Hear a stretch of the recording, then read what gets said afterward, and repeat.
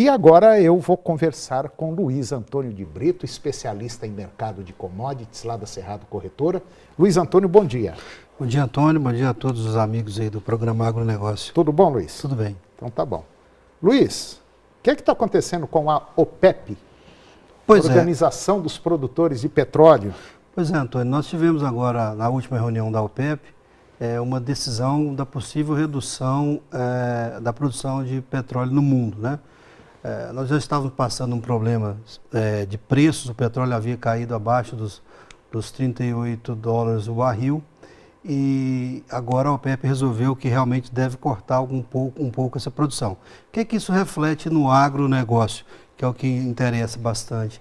Nós temos uma análise de mercado acompanhando os preços da evolução do petróleo com os preços das commodities, principalmente as commodities cultivadas, e se percebe que quando os preços do petróleo estão em uma posição melhor, mais alta, nós temos preços de commodities também, principalmente na Bolsa de Chicago, mais elevados. Então há uma expectativa aí que o petróleo voltando entre 60 ou 70 dólares o barril, nós podemos ter uma situação aí de a soja novamente voltando acima dos 11 dólares o bushel na Bolsa de Chicago. É uma notícia macroeconômica, a gente classifica como uma das notícias mais importantes aí nos últimos 2 anos.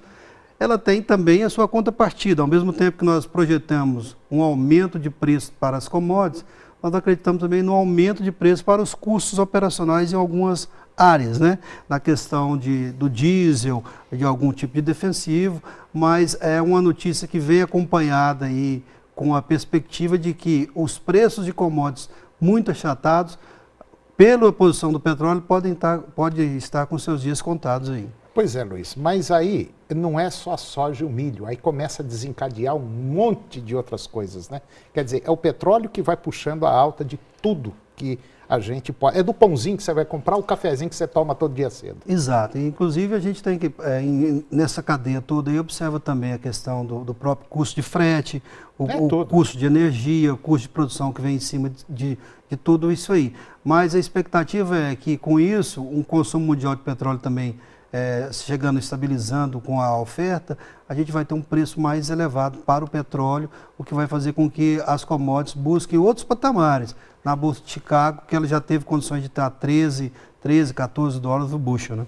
É bom lembrar o seguinte, nós estamos no Brasil, um país que está enfraquecido economicamente, politicamente falando. Em resumo, a gente não está bem na foto.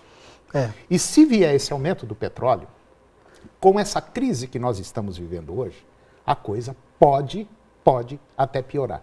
Principalmente em relação da Petrobras, que já começou a fechar algumas usinas, principalmente no Nordeste. É verdade.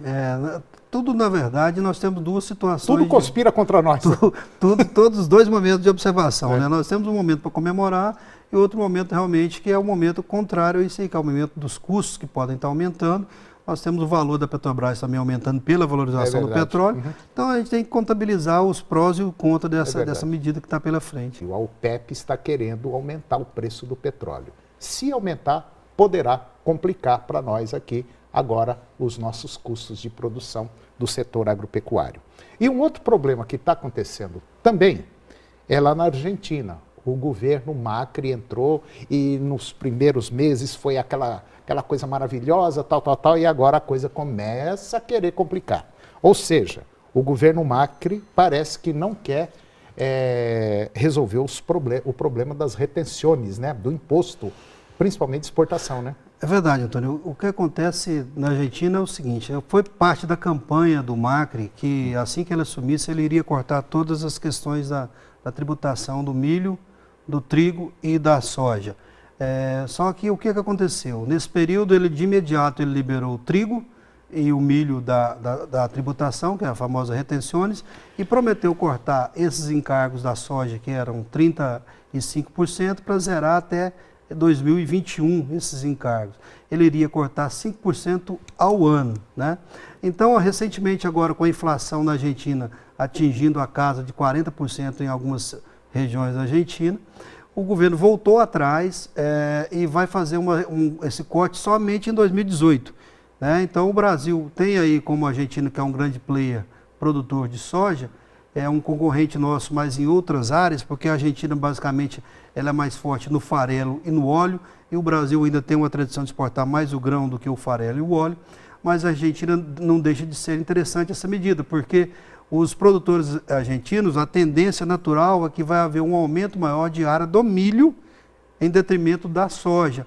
Por quê? Porque o milho já está livre de tributos e a soja vai somente ter uma queda pela previsão do governo, 0,5% ao mês, talvez em 2018. Então a situação lá é complicada também para os produtores que acreditaram no governo num corte sistemático no início e percebeu-se que agora esse corte vai demorar mais um pouco, né? Essa situação não vai tão longa assim, não vai ser tão rápido assim. Então o produtor argentino vai ter essa limitação também, que vai continuar com parte das retenções em 30% para a soja. Pode ser uma notícia interessante para o Brasil. No caso da soja, sim.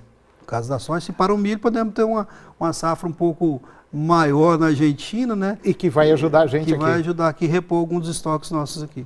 Agora, um grande problema que eu vejo de político é o seguinte, é prometer uma coisa sem antes o sujeito estar lá dentro para saber como é que é. Exato. Quer dizer, o Macri entrou, nós vamos diminuir, nós vamos tirar o imposto e tal. Entrou e a coisa não foi bem como se falou na campanha. Então a gente precisa tomar cuidado com o que o pessoal fala, porque a hora que você senta lá na cadeira e pega a papelada e começa a ver, a coisa pode mudar e ficar pior. Na verdade, assim, essas promessas de campanhas deveriam fazer parte de um governo. O governo que não cumprisse essa promessa de campanha deveria automaticamente, no meio do mandato, se ele não cumpriu nem 50%, deveria automaticamente ter um recall ali em cima do próprio governo, porque uma promessa de campanha faz com que o cidadão vote naquela promessa, naquele projeto de governo. Se o projeto de governo não é implantado, então alguma coisa aconteceu ali que não foi o que o eleitor ou a sociedade aprovava, né? Ô Luiz, no caso do milho e do trigo, lá na Argentina, tirou toda a taxação, não tem, é zero. Quer dizer, para nós brasileiros aqui ficou muito bom isso aí. Porque nós podemos comprar um milho mais barato do que nós produzimos aqui. E o trigo, o Brasil importa, só para você ter uma ideia, provavelmente quase 50% do que nós consumimos, o Brasil importa. E a maioria desse trigo importado vem da Argentina. Quer dizer, para nós pode ser até bom. Agora, para o argentino, infelizmente, vai continuar levando na cabeça mais uma vez, né, Luiz? É verdade. E as notícias aí são porque a economia argentina também atravessa uma situação muito difícil, muito delicada, bem pior do que a nossa. É verdade.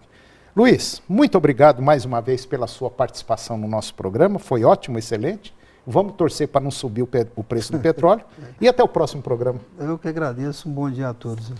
Bom, e depois do intervalo eu vou conversar com o médico veterinário Leonardo Marçal. Nós vamos falar sobre leite. É um minuto só e eu volto já.